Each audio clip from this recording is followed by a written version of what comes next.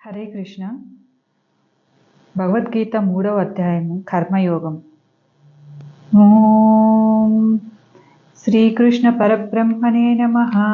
అథ తృతీయోऽధ్యాయః కర్మయోగః. అర్జున ఉవాచ జాయసి చేత్ కర్మణస్తే మతా బుద్ధిర్జనార్దన తత్కిం కర్మణి ఘోరే మాం నియోజయసి కేశవ. వ్యామిశ్రేణేవ వాక్యేన బుద్ధిం మోహయసీవ మే తదేకం వద నిశ్చిత్య येन శ్రేయోహమాప్నుయామ్. శ్రీభగవానువాచ లోకోऽస్మిన్ ద్వివిధా నిష్టా పురా ప్రోక్తా మయా నఘ. జ్ఞానయోగేన సాంఖ్యానాం కర్మయోగేన యోగినాం. న కర్మణామనారంభాత్ నైష్కర్మ్యం పురుషోష్ణుతే. న చ సన్యసనాదేవ సిద్ధిం సమధిగచ్చతి. న హి కశ్చిత్ క్షణమపి జాతు తిష్టత్య కర్మకృత్. కార్యతే హ్యవశః కర్మ సర్వప్రకృతిజైర్గుణైః. కర్మేంద్రియాణి సంయమ్య య ఆస్తే మనసా స్మరన్. ఇంద్రియార్థాన్ విమూఢాత్మా మిథ్యాచారः స ఉచ్యతే. యస్తింద్రియాణి మనసా నియమ్యారభతేऽర్జున కర్మేంద్రియైః కర్మయోగం అసక్తः స విశిష్యతే. నియతం కురు కర్మత్వం కర్మజ్యాయో హ్యకర్మణః. శరీరయత్రాపి చ తేన న ప్రసిద్ధేద కర్మణః. యజ్ఞార్థాత్ కర్మణోऽన్యత్ర లోకోऽయం కర్మబంధనః. తదర్థం కర్మ కౌంతేయ ముక్తసంగసమాచర. సహ యజ్ఞా ప్రజా సృష్ట్వా పురోవాచ ప్రజాపతిః. అనేన ప్రసవిద్యుర్ధ్వం ఏష వోస్తిష్ట కామధుక్. దేవాన్ భావయతానేన ते దేవా భావయంతు వః. పరస్పరం భావయంతః శ్రేయః పరమావాప్యథ. ఇష్టాన్ భోగాన్ హి వో దేవా దాస్యంతే యజ్ఞభావితాః. తైర్దత్తాన ప్రదాయైభ్యో యో భుङ्క్తేస్తేన ఏవ సః. యజ్ఞశిష్టాసినః సంతో ముచ్యంతే సర్వకిల్బిషైః. భుంజతే తేం త్వధం పాపయే పచంత్యాత్మకారణాత్. అన్నాత్ భవంతి భూతాని పర్జన్యాదన్న సంభవః. యజ్ఞాత్ భవతి పర్జన్యో యజ్ఞకర్మ సముద్భవః. కర్మ బ్రహ్మోద్భవం విద్ధి బ్రహ్మాక్షర సముద్భవం. తస్మాత్ సర్వగతం బ్రహ్మ నిత్యం యజ్ఞే ప్రతిష్ఠితం. ఏవం ప్రవర్తితం చక్రం నానువర్తయతిహ యః. అగాయురింద్రియారామో మోఘం పార్థ స జీవతి.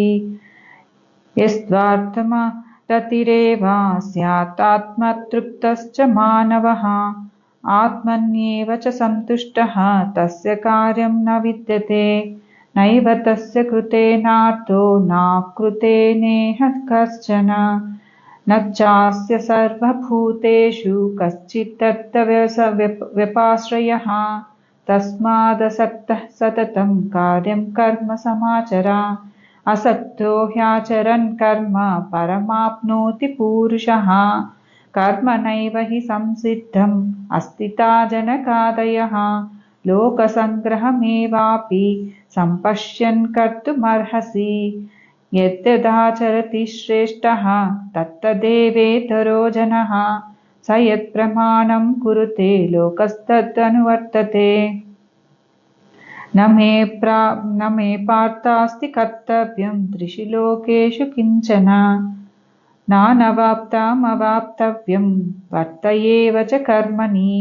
యది హ్యహం న వర్తేయం జాతు కర్మణ్యతంత్రితః. మమ వర్త్మానువర్తంతే మనుష్యా పార్థ సర్వశః. ఉత్సీదేయురిమే లోకా న కుర్యాం కర్మ చేదహం. शङ्करस्य च कर्तास्याम् उपहन्यामिमा प्रजाः सक्ताः कर्मण्यविद्वांसो यथा कुर्वन्ति भारत कुर्याद्विद्वांस्तथा सक्तः चिकीर्षुः लोकसङ्ग्रहम् न बुद्धिभेदं जनयते अज्ञानं कर्मसङ्गिनां जोषयेत् सर्वकर्माणि विद्वान् युक्तः समाचरन् प्रकृते क्रियमाणानि गुणैः कर्माणि सर्वशः अहङ्कारा विमूढात्मा कर्ताहमिति मन्यते तत्त्ववित्तु महाबाहो गुणकर्मविभागयोः गुणागुणेषु वर्तन्त इति मत्वा न सज्जयते प्रकृतेर्गुणसम्मूढाः सज्जन्ते गुणकर्मसु तान् कृष्णविधो मन्दान् कृष्णभिन्नः विचालयेत् मयि सर्वाणि कर्माणि सन्न्यस्यात्मचेतसा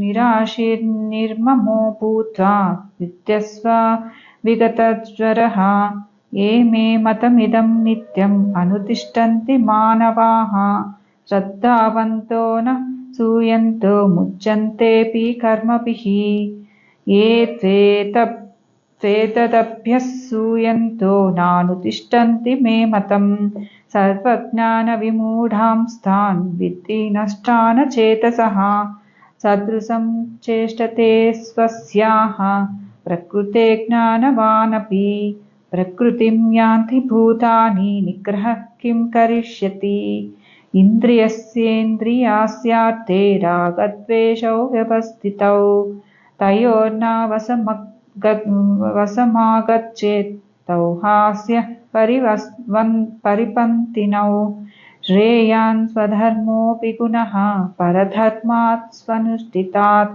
स्वधर्मे निधनं श्रेयः परधर्मो भयावहः अर्जुन उवाच अतः केन प्रयुक्तोऽयं पापं चरति पुरुषः अनिच्छिन्नपि वर्ष्णेय बलादिव नियोजितः श्रीभगवानुवाच काम एष क्रोध एष रजोगुणसमुद्भवः महासनो महापाप्मा वित्तेनं ह्यवैरिणम् धूमेनाव्रियते वह्निः यथादर्शो मलेन च यतोऽल्पेनावृतो गर्भः तथा तेनेदमावृतम् आवृतं ज्ञानमेतेन ज्ञानिनो नित्यवैरिणा कामरूपेण कौन्तेय दुष्प्रूरेणानलेन च इन्द्रियाणि मनोबुद्धि अस्याधिष्ठानमुच्यते एतैर्विमोहयस्तेष ज्ञानमावृत्य देहिनम् तस्मात् त्वमिन्द्रियाण्याधौ नियम्य भरतर्षभः